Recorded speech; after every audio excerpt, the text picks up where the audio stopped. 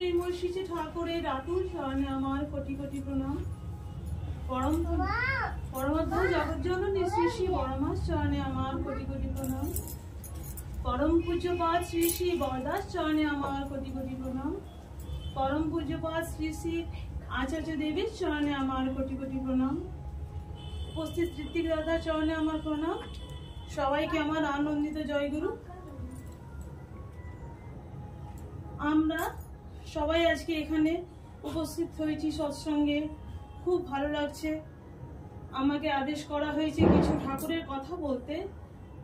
আমি ঠাকুরের একটি বাণী কিভাবে আমাদের জীবনে সার্থক হয়ে উঠেছে সেই ঠাকুরের কথা একটু বলে শোনাবার চেষ্টা করছি।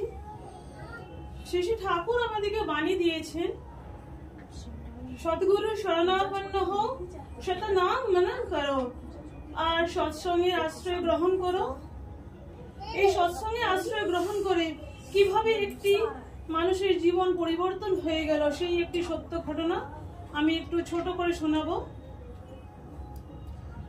একজন একটা চোর ছিল। সেই চোরটা সারা জীবন চুরি করলো। এবার তার বয়স হয়ে গেছে, তো চোর, তো সে নিজের ছেলেকেও তো সেই চোর বিদ্যা শিখাবে।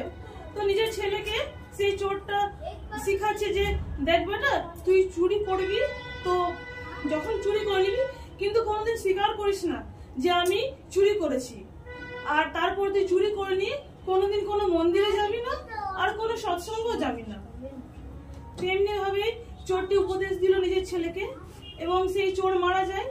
তো এবার সেই চোরের ছেলেটি নিজের চুরি করাটা, নিজের জীবনে নিজের সংসার চালাবার জন্য চুরি করা শুরু করলো। তেমনি ভাবে সে একদিন চুরি করেছে একটা বাড়িতে। তো চুরি করেছে চোরটা, তারপর সেই বাড়ির লোকগুলো হঠাৎ উঠে গেছে।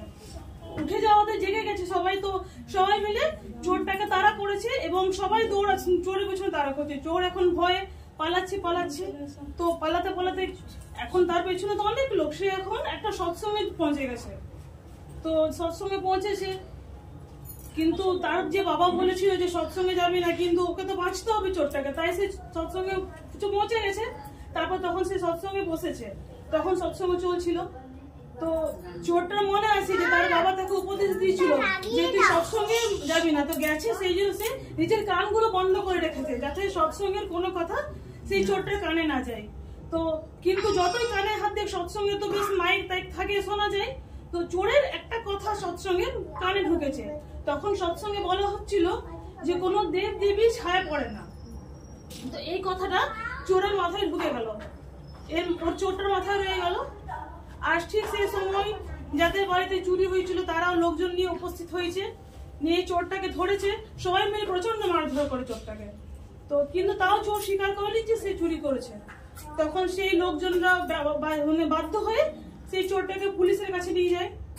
এবার পুলিশের কাছে নিয়ে যাওয়া, তো তাকে বহুত মারধর করা হয়, পুলিশরা বহুত মারধর করে, কিন্তু চোরটি আর স্বীকার করে না যে সে চুরি করেছে।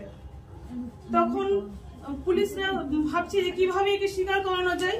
তো সেই যে চোর ছিল সে খুব মাকালি ভক্ত ছিল। তখন পুলিশরা ভাবলো যে একে তো স্বীকার করাতে হবে, তাহলে কোনো ফন্দি করি। তো পুলিশরা ফন্দি করলো যে একটা লেডি পুলিশকে দিয়ে ছদ্মবেশে মাকালি সাজিয়ে ওই চোরের সামনে নিয়ে আসা হলো। সেরকম ভাবে ব্যবস্থা বলছে যে তুই স্বীকার কর যে আমি চুরি করেছি, নিজের দোষ স্বীকার কর, তাহলে তোকে আমি এইখান থেকে মুক্তি দেব, তোকে আমি বাড়ি পৌঁছে দেবো, আর তোকে আমি বরদান দেবো। তো চোরটা প্রথমে ভেবেছে সত্যি বলে স্বয়ং মা কালী এসে উপস্থিত হয়েছে তার সামনে। সে খুব খুশি, প্রণাম করেছে। তারপর চোরটা দেখছে যে তার ছায়া পড়ছে। তখন চোর ভাবছে যে সৎসঙ্গে তো বলেছিল দেবদেবী কখনো ছায়া পড়ে না, তো এই মা কালীর কেন ছায়া পড়ছে?